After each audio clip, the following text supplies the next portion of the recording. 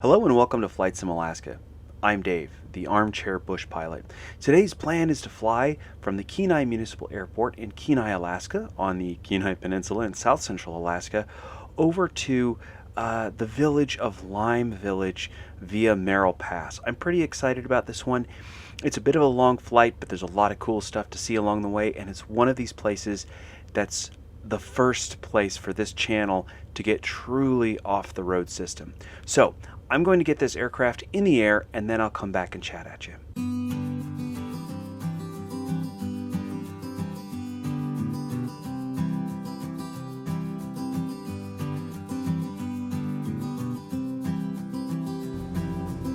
All right, so here we are back, pointed to the east to Mount Spurr Volcano just in front of us. We're heading right that direction. That is where we are going today, and we're going to go past that and through Merrill Pass.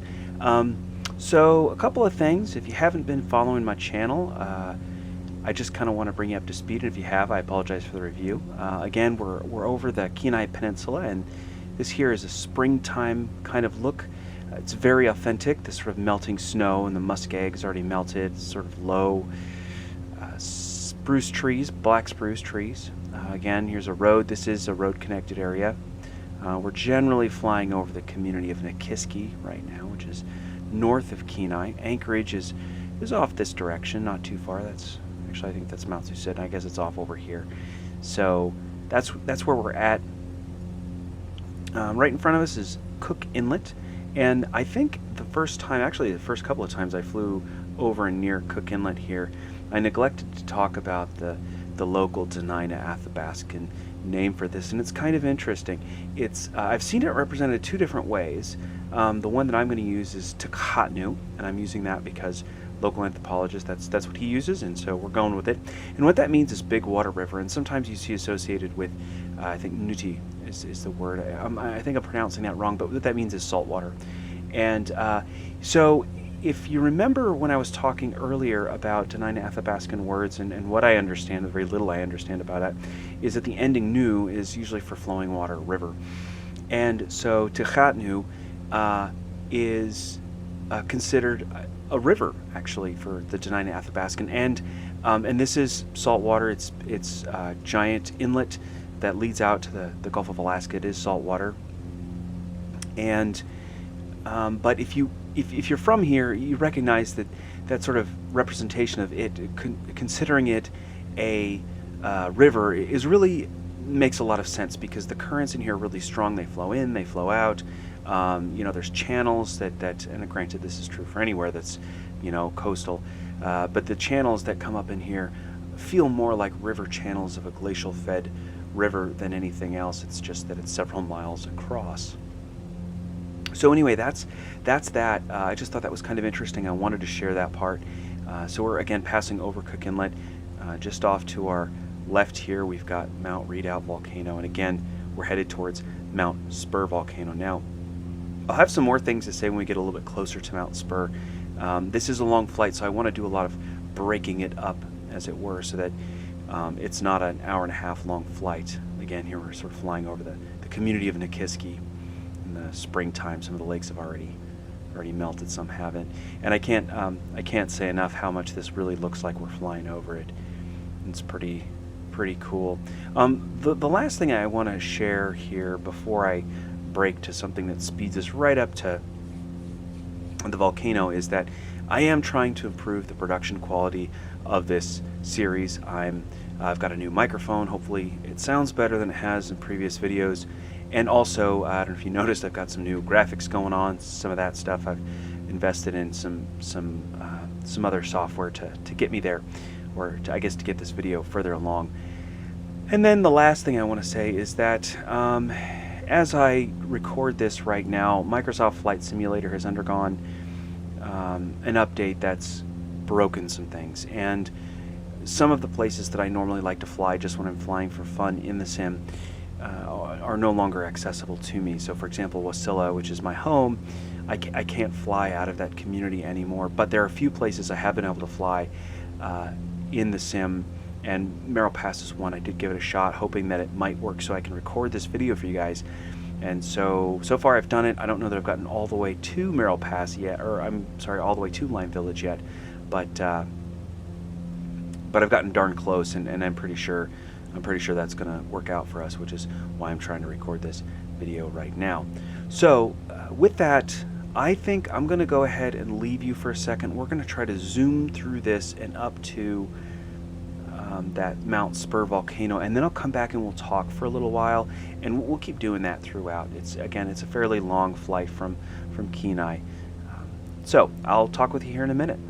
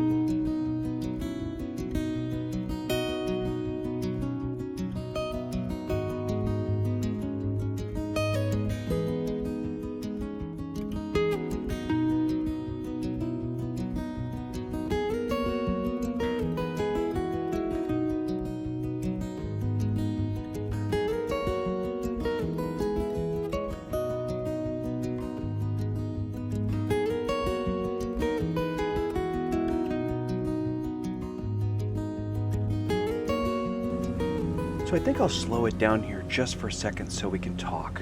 Again, just in front of us is Mount Spurr Volcano. Off to our left here, we've got, again, Cook Inlet. This here is Trading Bay, and this little area here is I don't think that's Beluga. I'm pretty sure that's a oil production facility, a Trading Bay oil production facility. I'd actually have to evaluate the map again. I thought Beluga was a little further north here. And Beluga is the main power station for Anchorage. There's a giant power station there. It uses natural gas, and the natural gas is pumped out here in Cook Inlet. I think I mentioned that in the first video. Calgon Island down there again, Mount Redoubt and Mount Iliamna volcanoes, both active volcanoes. And then off to our right here, there's, like I said, Beluga, which is the power station for Anchorage, is there, and then the native village of Tyonek is off in this direction as well. Now Tyonek, I was going to take off out of Tyonek and talk about that in a video, but their airport doesn't actually turn up, so I'm not 100% sure how I want to do that. I do want to talk about it. It's sort of an important place for this region. I mean, it's small, but it's sort of the closest remote Alaska native village to Anchorage. Just a short 15-20 minute flight from Anchorage. So we are headed over the McArthur River right now, and it heads up towards the Blockade Glacier, sometimes called the McArthur Glacier, just past that ridge. We can't really see it here. I'll keep flying and see if we can have a look at that glacier before we loop around this ridge, and then I am going to kind of go around that ridge as opposed to going over it. So let's see here. I've got my controls all wrong here. Backwards. So again, McArthur River, Blockade Glacier, and then this river that we're headed towards here is the Chekachatna River, which sounds like the Athabascan name which I've popped up there, and what that means is tail comes out river. Again, with so many of these names, I don't really know what that exactly means, and I opted not to try to pronounce that Chekachatna Dena'ina word, because it's just got letters and things I'm struggling with, and felt like it would be better not to. So what we're doing is there's actually a lake up on this ridge called Chekachamna Lake, and we'll see that. And again, it just, tail comes out lake. It's basically like the river here, which is just now below us. Now in front of us is Mount Spurr, and popped up some information in the left-hand corner here about that. And what that means, the local Dena'ina Athabasca name, which I popped up there, what that means is the one that's burning inside. That's what that means, the one that's burning inside. And, it is. It's a volcano. That's what they do. So Mount Spurr, some factoids. It's just a little over 11,000 feet tall. I think 11,070. It's the northernmost active volcano in the Aleutian chain of volcanoes, which are just several volcanoes going like 1,000, 1,200 miles to the south and east of us here, which is this whole string of these volcanoes. And anywhere you fly along this Aleutian range here, is just, you're going to see these volcanoes just kind of all the way down the chain. And as we tour Alaska, we're gonna see that. We'll talk about all those different volcanoes as we go. So Mount Spurr is the closest volcano to Alaska's largest city, Anchorage. It's about 80 miles east, 80 miles east of Anchorage. And the Alaska Native name I just already said, I don't need to repeat that. So the last time this was active, it actually erupted in 1992. I was living in Anchorage at the time. About a quarter inch of ash fell in Anchorage, which is, it's fairly disruptive, but not apocalyptic. And then in 2004, it kind of threatened us again with some rumbling and some shaking, and a bunch of ice and stuff melted in the caldera. And then within a couple of years, that had all sort of calmed down, and the snowpack, which is this is not a springtime snowpack. This is an any time of year snowpack up on that mountain there. I think whenever you're looking from Anchorage off in that direction this way, all these mountains always seem like they're just snow covered. I don't think I've ever really seen them. You can't see them all the time, but I certainly don't think I've ever seen them not snow covered. And they're tall. And so another interesting thing about this, and I am struggling because every source that I found sort of makes different claims about these mountains here, which is real interesting. But I'm using the Gazetteer, which is, if you don't know what a Gazetteer is, it's a giant 11 by 17 sized book, and that's got maps that are very detailed, and Alaska's Gazetteer is a pretty good one. And that one, as the source, sort of talks about this here as the Alaska Range, the Southern Alaska Range. But then when you flip to the tab that shows this part, we're talking about the Aleutian Range. And I take that to mean that this pass here is basically the demarcation line of the Alaska Range, which swings this way and around and across, the west to east this way. And then, of course, the Aleutian Range sort of just extends way down there for like thousands of miles. Boy, that sure looks good, doesn't it? So what I want to point out about this here is that this, unlike so many of the other glacial fed rivers, it looks really good. And actually this sandbank here looks really good too. That's kind of what you expect to see in these areas. And then if we look down to our right here, this Chakachotna River here is looking pretty good too. If you just ignore the silly blue line running through there, I mean, that I think is imagining that's supposed to be the channel that the water's running in. And I guess maybe that could be right, but all these different sloughs and oxbows and what have you all across here, this is what I would expect any glacial fed river to look like, and this one not being an exception. And I think if we look down here, I think it kind of, even the blue sort of forks, which is a pretty darn good representation. Here I am trying to talk because I want this to come into view. But this looks really good and really true to life. This would be all, sandbars and little bits of river and things like this. Maybe this might even be dry. It's an older channel. It's no longer active, but big chunks of these would be. And see how this splits like this? This is the kind of thing you see in these glacial fed rivers if you're not familiar with them. But if you're from anywhere that's got glaciers, you know what I'm talking about here. Man, this sure looks good here. So what else do I want to say about this? There's so much you could say about this, and I did some research, and I've got all my notes here, so I remember to say what I need to say about it. But I'm going to forget some things. There's a lot of stuff I could probably say about the Tyonek people historically, and this, again, the Tyonek is off in this direction. They used to use this area for salmon fishing. Apparently, silver salmon fishing is was a big deal. I don't know that it still is. I really don't know this area. This is off the road system at this point. You want to get out here, you're going to fly. There's no other way to be out here. And then also it used to be, and I don't think this is true anymore, but there used to be caribou that would come up in here, and the Tyonek folks would come out here and hunt those caribou. That was kind of a big deal. And then of course this Merrill Pass, which we're going through here, is where the folks from the communities or the villages of Lime Village and Stony River, which is a bit further up or further down the Stony River, and we'll actually get to all that stuff in a much later video, but we'll get to Stony River at some point. Lime Village is the stopping point because it's sort of the closest village, and Lime Village is super duper remote. From Anchorage it feels super remote because it's actually hard to get there. You can go through Merrill Pass with a small commuter plane, but that's kind of it. And by small commuter plane I mean like a 4-seater. We're talking about like not much bigger than what I'm sitting in right now. So, but I'll talk a little bit more about Lime Village as we get a little bit closer. Now, also as we fly through here, the textures, the rendering, it's a super big mixed bag. I've done this flight a bunch of times in prep for this. Somebody asked me weeks and weeks ago when I first got the sim to check out Merrill Pass, and when I did, I was really not disappointed. And so again, if you're a flight sim enthusiast, you like this kind of stuff, I highly recommend doing this flight.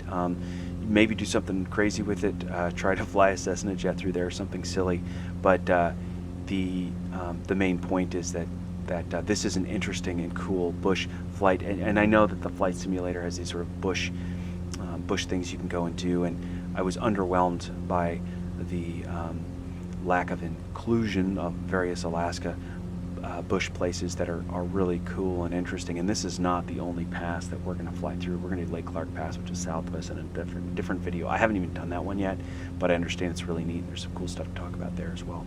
So I think with all that, I'm going to let you be for a second. We're going to go ahead and try and zoom past Mount Spurr Volcano here, and maybe catch up right around the Chakachamna Lake, and we'll talk a little bit more there, and then of course we'll talk again when we get up to the actual Merrill Pass, because it looks really cool.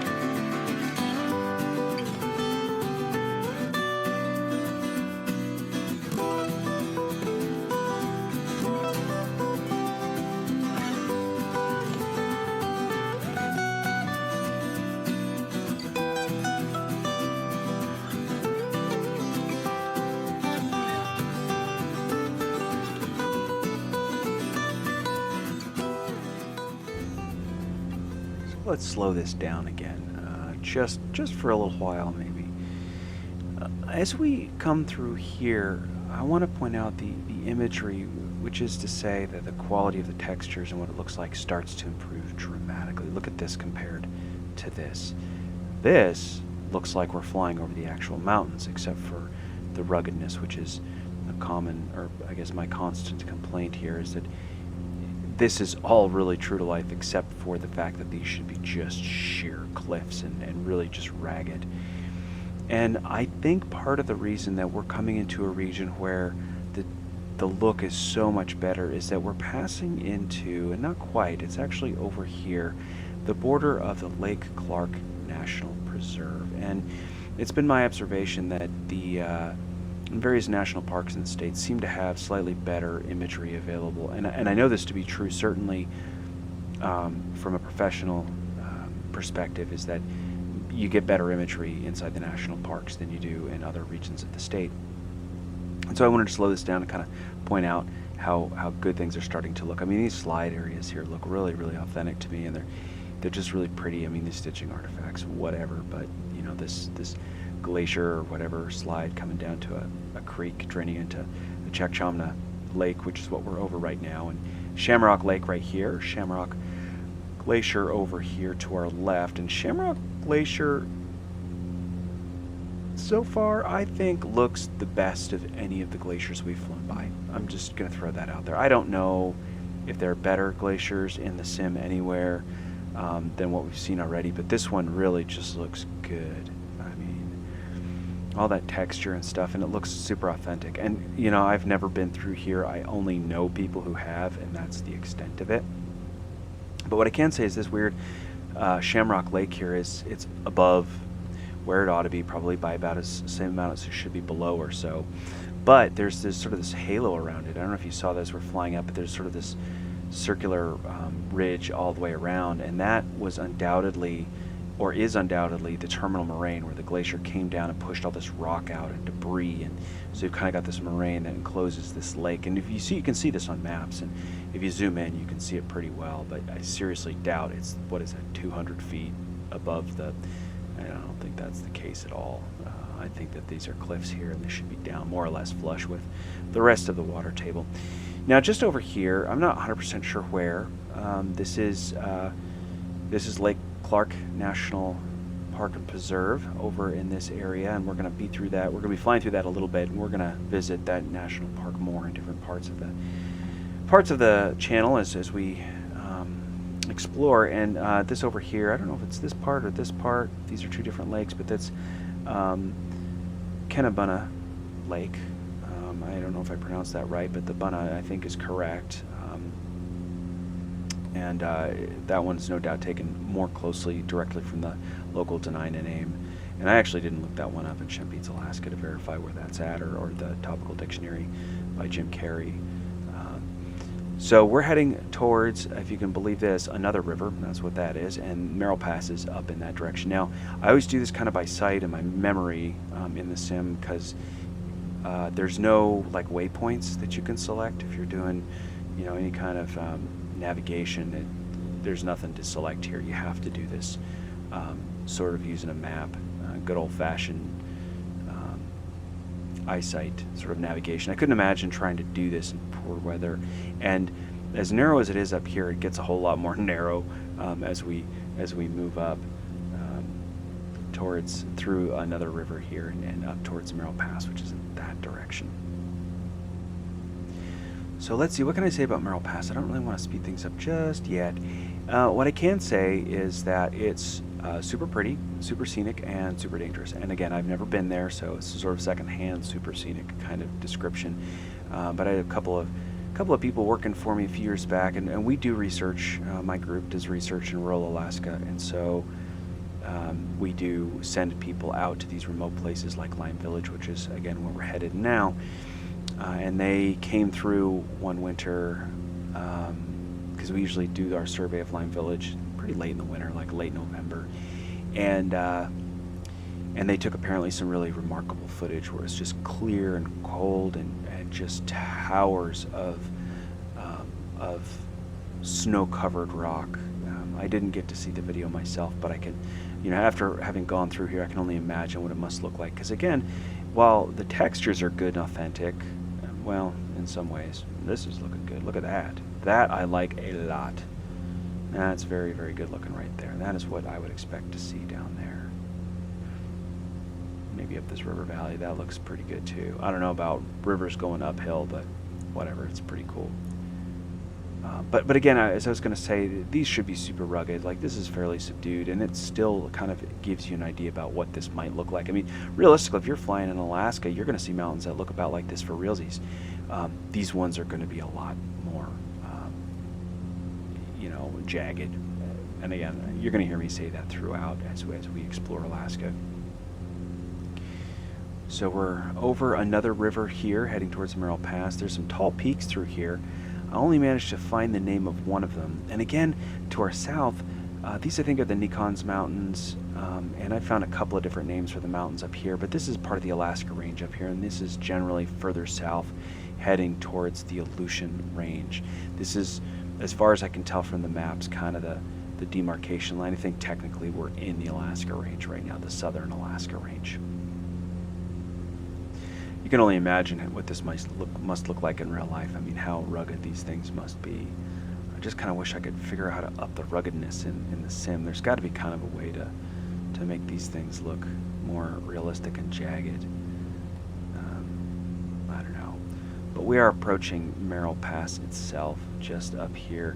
And the imagery throughout this is pretty darn good. There's a few spots that are lacking, but not really. This is, I think, some of the best flight seeing that I've been able to do in this sim so far, and I'm super glad that the simulator is not crashing through this area, because it's I've been trying to get this particular video recorded for weeks now. It's just really long because it's a long thing to record. I invariably screw it up and have to start over.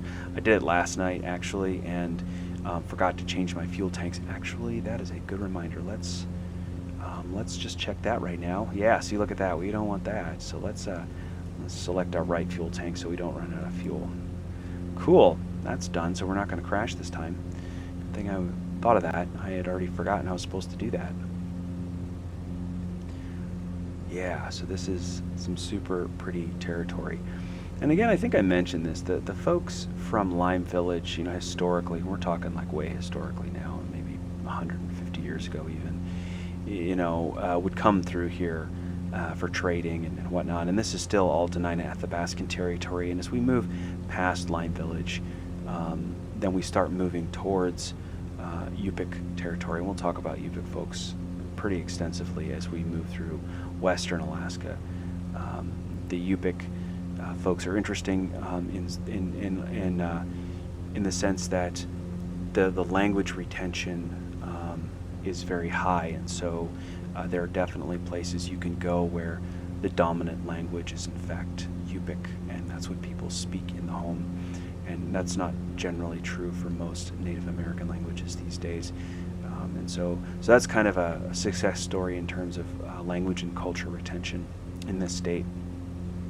And yeah, that's pretty interesting, and more on what I know about Yupik and those places when we actually get down that far. So again, we're in the Lake Clarke National Park and Preserve. I didn't really pull up too many factoids on that, because we are going to probably explore that and talk about that quite a bit more as we do this tour. And I think, as I mentioned, we're heading into territory that's just fairly remote. It's hard to get out here. I mean, as you can see, trying to get through this mountain range. Could you imagine doing this in a larger aircraft? I mean, you have to go over it, which is cool, but when you get to the other side, there's nowhere to land. Lime Village has got a fairly short runway, and Stony River I don't think is dramatically better. I've not been out there yet, so I'm not 100% sure what that looks like. Man, look how good this is. So up ahead of us, this tall peak up here, this is Golden Peak, I think, and that is sitting at just over 7,000 feet tall. It's one of the tallest peaks in this area, except for Mount Spurr behind us there. And I want to get up there because this is probably one of the few places that actually looks as rugged as it really should. Look at all this rock falling down. That's what I would expect to see. I could imagine trying to climb up this. It would just be all this falling rock all the time. It'd be really challenging. I don't know if you've ever been up one of these slide areas in a mountain like this, but it's really, you can't go up it. The rocks just kind of move under your feet. And this is all really good. I don't know what the names of any of these glaciers are, but look at the outflow here. It looks really authentic. Again, much better than a lot of the places that I've been so far. Now you can imagine trying to, again, fly through here. I just said this, but now maybe we get a sense of the danger of this place. And a story relayed to me by a friend who grew up in Lake Minchumina, which is in the dead middle of the state. His father was his dad was a air taxi for a while, and he asked another air taxi pilot about Merrill Pass and flying through it, and that air taxi pilot, older guy, said he'd never had the misfortune of being sent through there. So that gives you a sense of how even local people kind of think about this. Now, it is totally possible to fly through here. It's done. That's how I think you get to the Kuskokwim. It's the fastest place from Anchorage to the Kuskokwim River drainage. And I guess that's another thing I could talk about, and I'll talk about this again, is the Kuskokwim River is it's a major river in western Alaska, major fishing river, and that's really important. When we talk about, I'm sure you've heard of the Yukon River. If you're not familiar with Alaska, you're almost certainly familiar with the Yukon River. The Yukon and the Kuskokwim are sort of parallel.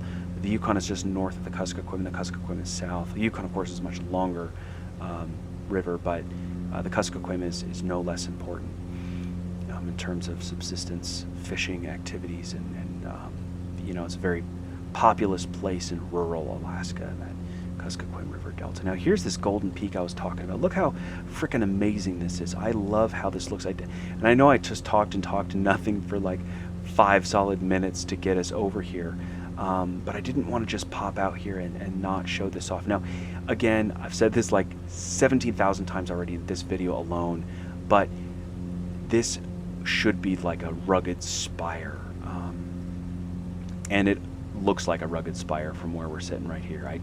It's remarkable. When I flew through here in the sim, I was really pleased with how it looked. And again, this is like in the middle of nowhere, Alaska,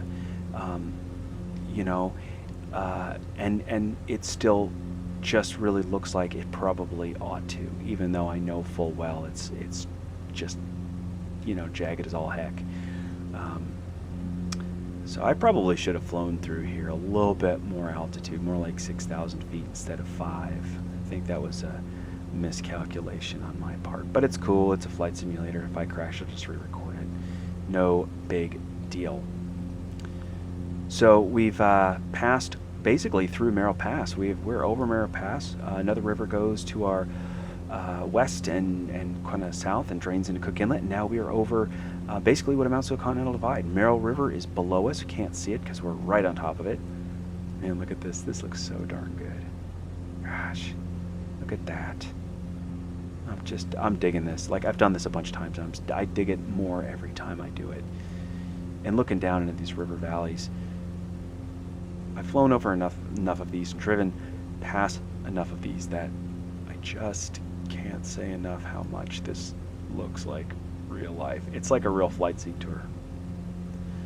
Nice glacier up there. None of those weird artifacts here necessarily. I mean, maybe some uphill water, but it's not as noticeable through here. So again, we're on top of the Merrill River, and we're heading towards the Nikons River here, which is in this other valley, and that flows south. No, strike that. That's flowing. Oh, that is flowing south, and then it turns over towards the east there. This actually looks pretty rugged. Oh no, there, smoothed out for us. And then this weird stitching here, that kind of bothers me because the whole flight was really good, except for then we get to this point, it's kind of ugly, but whatever. And we're still just in the northern edge of that Lake Clarke National Park, and we'll be passing out of that before too long here. But look at this. This also reminds me kind of springtime, how this comes down here. I don't know what it really looks like through here in the summer, but I expect it's just these high peaks and with some snowpack in here, that's probably what it looks like. Here's the Nikons River. I think that's how it's pronounced. I've actually never heard it said, so I don't know the correct way. This one looks really good too. I think as we fly over this one looks one of the best glacial fed rivers I've seen so far. I mean, look at all these little channels and stuff, and this big wide sandbank and all that stuff. That is what you'd expect to see, and this is probably half a mile across anyhow. So now we're gonna tip towards this. Two Lakes area, which that's a really inspired name. I don't think I wrote down the local Denina name for it. I do know there's a couple of old villages that are sited in here. They're no longer occupied, I don't think. The only place occupied here really is that Lime Village, and it's pretty darn far out. But again, look at how good this is as we come over here. How good that looks, and how true to life that seems to be. And again, this one here too, and that river I did write down. That one is. Oh, maybe I didn't write it. Oh yeah. Oh boy, I'm gonna struggle with this one. Bear with me here. Tlekakila River. This one here. That one seems like it's closer to the Denina name for it, and I didn't look that one up either. I suppose I probably could have done. But again, I've got a place name index and things like this, and I could name all of these things with local Denina place names and pronounce absolutely one of them. So, it is what it is. What I can say again is that this is, if you come to visit Alaska, this is almost like 99.9% a place that you are not going to go. Even if you are from here, 99% chance you will never come here unless you're up doing research in Lime Village, or you have an airplane, or something like this. This is not a place that you can go. This is truly off the road system, and I'm glad to be able to sort of share it and talk about it, because it's super duper cool. So here's that river again. Again, this is another one that looks real good. I think I'm too close to that mountain. Again, bounced around here. But again, this river looks really good. I thought as we come up here, I kind of want to get a better look at that. Man, oh man. Some of these mountains actually do look fairly rugged here, which is nice. It's pretty cool. I like how that is. That's probably way more jagged there, and these of course as well. But these river valleys are really well done through here. Let's see if we get a little bit closer. Oh yeah, man, look at that. Lunar reflections look pretty good. Again, this would all be sort of gray, silty sandbanks and things like this. And this is, I don't know how many rivers I've seen like this in person, but they look just like this. I mean, we're not talking gazillions of rivers, but whenever I see one like this, it's what you expect to see. That's just really neat. I'm loving it. I'm absolutely loving it.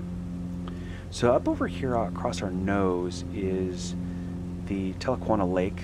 I think I pronounced that properly, which had an old Denina village in it, which the name is Dilachvena, I think that's right, which is fish swimming lake. And this lake here is still inside that Lake Clarke National Preserve, and you get sockeye salmon will come up and spawn in here. And so that fish swimming lake makes a lot of sense to me. Off to our right here, we've got the Stony River, which does drain into the Kuskokwim River at the village of Stony River, of all places, and we will go there at some point. And what that means, I've popped up the name of Stony River there on the bottom.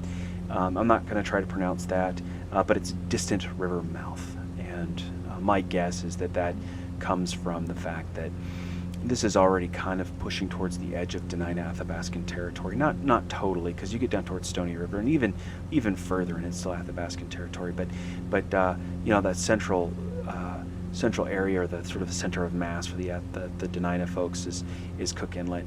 If you look at the various maps, they're the area maps. So that name kind of makes sense there. So let's see, what else do we have to talk about? I'm not sure that there's a whole lot else I could really say here. What I do want to do is I want to speed things up here in just a second. Gosh, look at that, Stony River. Look how pretty this is. I don't know how true this is to life, but boy. Okay, one last thing, and then we'll zip up much closer to Lime Village, because we're still quite a ways out yet.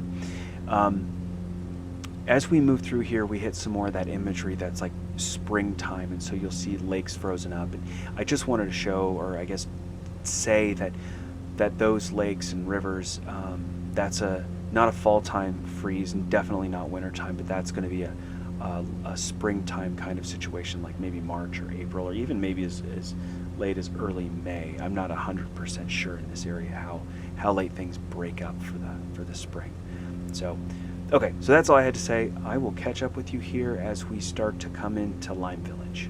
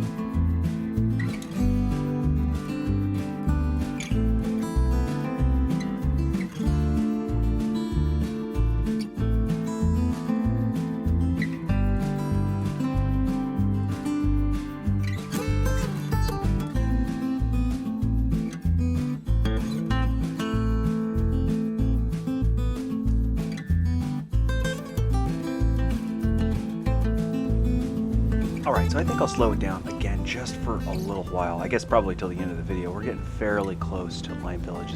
It's off here in these lime hills here. It's just kind of off here, I think. But I wanted to point something out that is really good. Now this river, Stony River, has problems throughout, just like most of the rivers in this flight simulator so far I've seen. But look at this. That riverbank is one of the first that I've seen in a remote random place that looks legit. And also I want to point out sort of this springtime thaw situation, how you kind of have this greenish color here. What that is this water running over the ice a little bit, and that starts to happen when things are starting to break up. And break up is our special word for springtime in these areas, and largely I think because of the rivers throughout and how important they are. So I'm in a little bit low here. That was only somewhat intentional. I sort of thought I was a little closer to Lime than I actually was, so I kind of came in a little lower. But I think it's kind of cool to be able to look at this landscape here. And this here is sort of a tundra thing going on. And I have an idea if you're in here, this would be, knee-deep shrubs and that kind of stuff, and real wet. Could also be this darker area, might be old burn. You get forest fires, wildfires all throughout this whole region. I don't remember the last time we had one specifically in this area, but when these areas burn, they take decades to recover. Really, it's cold and harsh climate, and I'm getting way off track here. This is ridiculous. I need to stop talking and continue flying here. Alright, so I think we're getting pretty close, and I always get a little bit confused because I think it's like here, but it's actually maybe not. Maybe it is, actually. Whatever, let's get back on track and see if we can find it. And of course that's part of the problem here, is just finding this doggone airport. Since I've never been there in real life, I'm not sure what the actual approach should look like. I do know it's kind of right up against the edge of a ridge. I've flown in here a bunch of times in the sim. And we can't say about Lime Village is it super tiny. The name for it, pop it up there on the screen once again, and it's again abundance something mouth. None of the sources I had really were able to talk about that.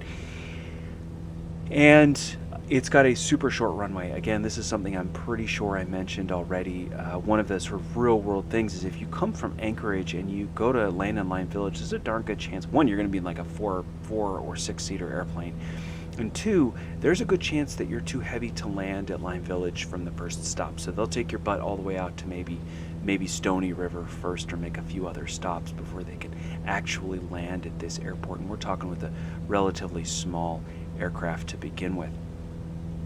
So that's something. I thought it was just the sim being kind of, being the sim, you got a wacky short runway. And I even struggled to get down a little cub like this on that. And granted, once again, I keep repeating this, I am not a pilot. I don't know much about aviation really, but this place is hard to land. So thinking about that, if you followed me all the way this far through this video and you are a flight sim enthusiast, you want to find a cool remote place to go, definitely come through Merrill Pass and land at Lime Village. It's hard to find, but it's well worth it. It's a pretty flight. Look at this. Oh man, that's just amazing. Like, I just love how this looks. Little creeks through here that look just totally legit, and so on. So I guess I just wanted to call that out again. The flight simulator, their Bush pilot program, whatever, didn't include Lime Village, even though that'd have been super duper cool.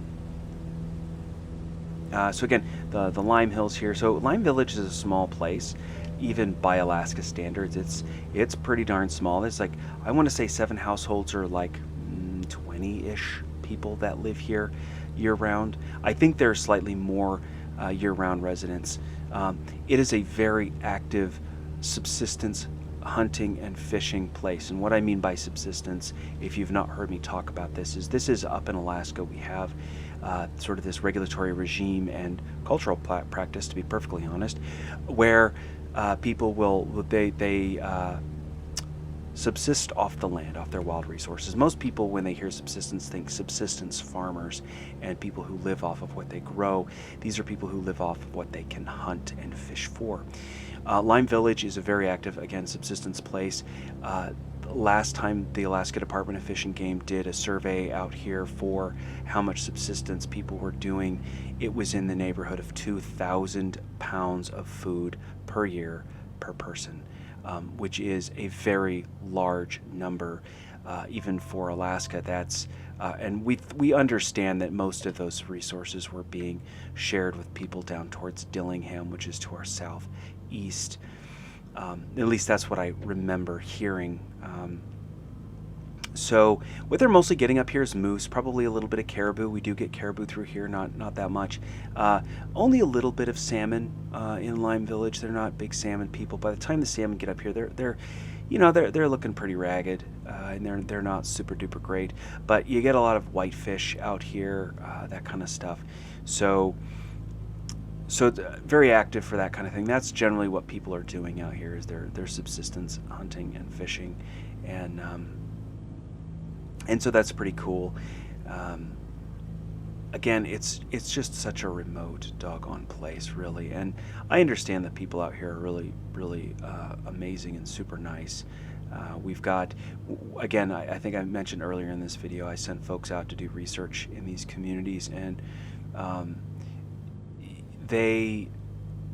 people love coming out here. Because one, it's remote, two, it's gorgeous. I mean, you see from the sim, just imagine it 10 times prettier. But this gives you a real good sense of what you could expect to see in this area. I mean, except for the river going uphill just on the end of the runway there, that's weird, but it is what it is. So I'm just trying to get us down here in Lime Village. It says we're 500 feet up. I think we can make that work. I forget the elevation of this runway. I should probably write those things down. That's probably more important than the doggone Denali Athabascan name from the perspective of flying. But you can see there the village off to our left here. It's mostly, like I said, it looks like there's a lot more people here than there really are. We're talking 7 occupied year-round households, and that's who's here. Stony River off to our right, and just a handful of miles downriver, that's where it dumps into the Kuskokwim River. Holy moly, you know what? We might actually make this. Look at this. Oh my goodness, guys. That was a little rough, but it wasn't terrible. That was not terrible. Cool. Well, that was our flight from Kenai Municipal Airport to Lime Village up in the upper reaches of the upper Kuskokwim River in western Alaska. I hope you enjoyed this video. I had a great time making it. It took me frickin' forever. In spite of the problems that we've got with the flight simulator application itself, we were still able to go do a pretty neat tour. So if you liked the content, hit the like button, hit subscribe if you want to see more. I'm going to try to put these out about once a week or once every other week or so. Not sure what we're going to do next, but it's going to be pretty neat. So thank you so much, and I'll see you in the next video.